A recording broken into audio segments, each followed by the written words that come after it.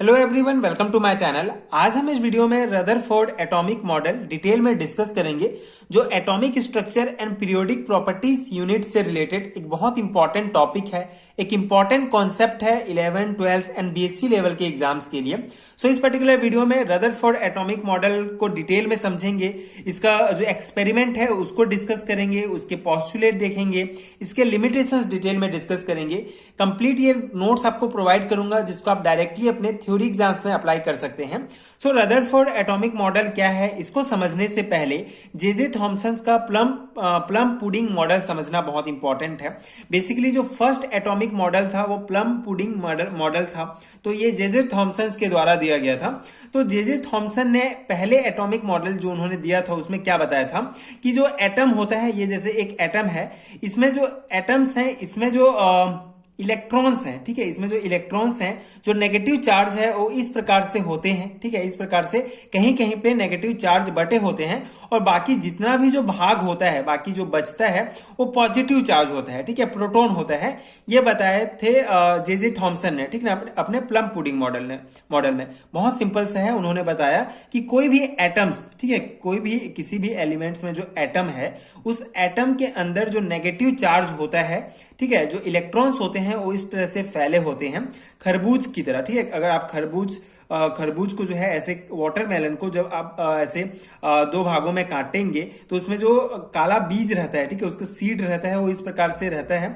उसी प्रकार से जो इसके जो बीज होते हैं उसको उन्होंने जो एटम्स होता है उसमें खरबूज में पाए जाने वाले बीज की तरह ही कहीं कहीं पे इलेक्ट्रॉन्स इस प्रकार से होते हैं, और बाकी जो जगह होता है, जैसे खरबूज में बाकी जो रेड जगह होगा वो पॉजिटिव चार्ज होता है, जैसे प्रोटॉन्स होते हैं, ठीक है।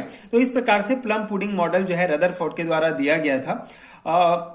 सो बेसिकली ये जो मॉडल था ये जनरली उन्होंने ऐसे ही बता दिया था थ्योरी, कभी भी प्रैक्टिकली जो है इसको इंप्लीमेंट करके उन्होंने प्रूफ नहीं किया था। So the plum pudding model is given by J.J. Thomson failed to explain certain experimental result associated with the atomic structure of elements, ठीक है। सो एलिमेंट्स के एटॉमिक स्ट्रक्चर के लिए उन्होंने ये थ्योरेटिकल ये तो बता दिया कि इस तरह से होता है, लेकिन कभी भी उसका एक्सपेरिमेंटल रिजल्ट जो है सो नहीं कर पाए। इसीलिए प्लम पुडिंग मॉडल जो जे थॉमसन का ये फेल्ड रहा, ठीक है, एटॉमिक स्ट्रक्चर को एक्सप्लेन करने में अच्छे से। सो Ernst Rutherford, a British scientist, conduct an experiment, and based on the observation of this experiment, he proposed the atomic structure of element and gave Rutherford atomic model, ठीक है। तो ये failed हो गया, पहला एटॉमिक मॉडल फेल्ड हो गया J Thomson का। तो जो अर्न्स्ट रदरफोर्ड थे वो ब्रिटिश साइंटिस्ट थे, उन्होंने एक एक्सपेरिमेंट जो है एक एक्सपेरिमेंट कंडक्ट किया, और उस एक्सपेरिमेंट के बाद उनको जो ऑब्जर्वेशंस प्राप्त हुआ उस एक्सपेरिमेंट के बाद, उसको यूज करके उन्होंने एटॉमिक एलिमेंट का, किसी भी एलिमेंट का एटॉमिक स्ट्रक्चर जो है प्रपोज किया, एटॉमिक स्ट्रक्चर बताया, और उन्होंने जो है, और ये जो एक्सपेरिमेंट उन्होंने किया उसको ही उन्होंने रदरफोर्ड एटॉमिक मॉडल, ठीक है, बेसिकली एक्सपेरिमेंट किया, उसके बाद उन्होंने स्ट्रक्चर बताया, एलिमेंट्स के अंदर जो एटम्स हैं उसमें इस प्रकार के उसका स्ट्रक्चर हो सकता है, ये बताया, उसी को ही रदरफोर्ड एटॉमिक मॉडल कहा जाता है, ठीक है। ये बेसिक पॉइंट्स है। अब हम स्टार्ट करते हैं इसके एक्सपेरिमेंट को समझना, ठीक है। So Rutherford alpha scattering experiment कहा जाता है। So Rutherford conduct an experiment by bombarding a thin sheet of gold with alpha particles and then studied the trajectory of these particles after their interaction with the gold foil, ठीक है। बहुत simple सा experiment था, लेकिन बहुत important है। इन्होंने क्या किया, एक गोल्ड फॉइल लिया, ठीक है, एक बहुत ही पतला शीट गोल्ड का, ठीक है, गोल्ड का एक बहुत ही पतला शीट लिया, ठीक है, और उस गोल्ड का पतला शीट लिया, और उसके ऊपर जो है उन्होंने अल्फा पार्टिकल्स, ठीक है, उनके ऊपर उन्होंने अल्फा पार्टिकल बॉम्बार्ड कराए, ठीक है। ये एक रेडियो एक्टिव सोर्स है। ये जो है इसका ये स्ट्रक्चर इस प्रकार से बना सकते हैं इस एक्सपेरिमेंट का। ये गोल्ड फॉइल है, बहुत ही पतला है। ये जो है डिटेक्टर्स हैं, ये अल्फा पार्टिकल्स को डिटेक्ट करेंगे, ये डिटेक्टर्स हैं, ठीक है। और ये जो है रेडियो एक्टिव सोर्स है, जहां से अल्फा पार्टिकल्स जो है ये बीम की तरह, बीम ऑफ अल्फा पार्टिकल्स यहाँ पे निकल रहे हैं।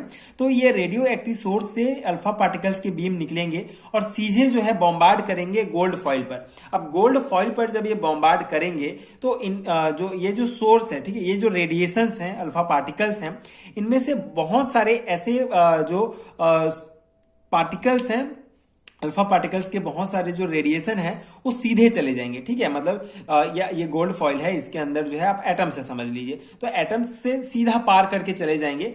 बहुत ही कम ऐसे रेडिएशन होंगे जो इस तरीके से थोड़ा बहुत जो है कुछ डिग्री के मतलब थोड़ा बहुत इधर उधर स्कैटर करेंगे, ठीक है। लेकिन और ऐसे बहुत ही ज्यादा ही कम होंगे जो सीधे 90 डिग्री पर ही वापस आ जाएंगे, ठीक है।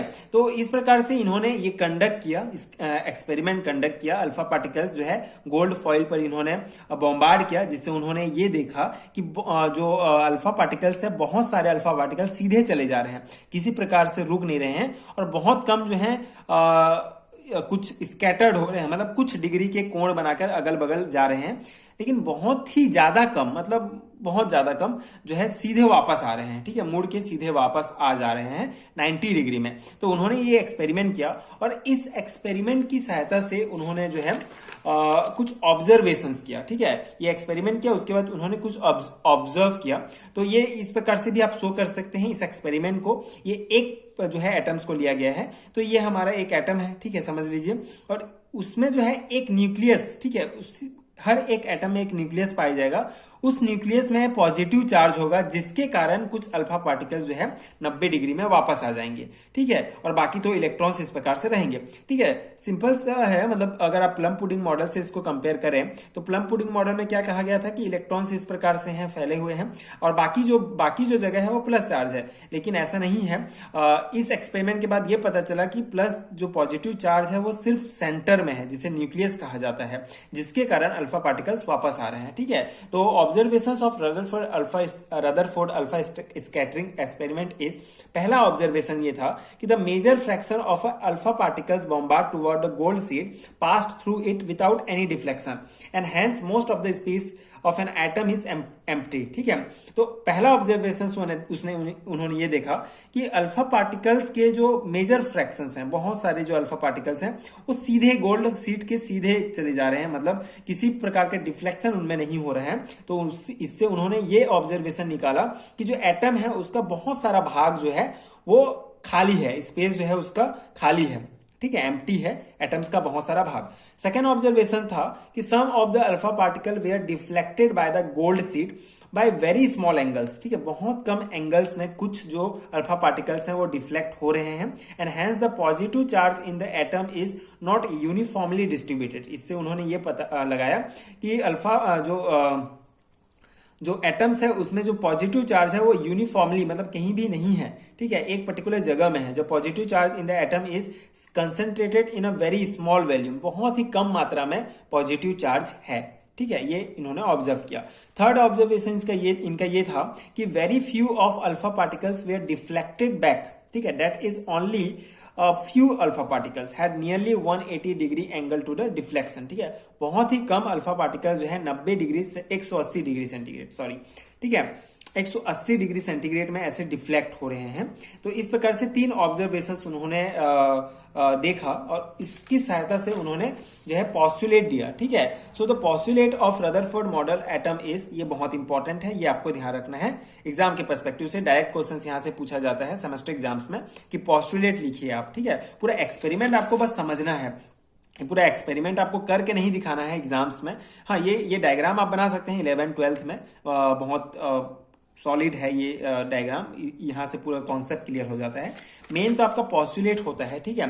तो रदरफोर्ड ने क्या पॉस्टुलेट दिया कि most of the part of an atom is empty, ठीक है, जैसे हमने इसका रीजन जान लिया कि सीधा चले जा रहा है अल्फा पार्टिकल्स, ठीक है, इसीलिए ये पहला पॉस्टुलेट है कि most of the part in an atom is empty and there is a positively charge centre in atoms which contain nearly the whole mass of atom and the centre is called nucleus, ठीक है। तो positively charge centre atoms के centre में ही positive charge पाया जाता है, ठीक है, जिसे न्यूक्लियस कहा जाता है।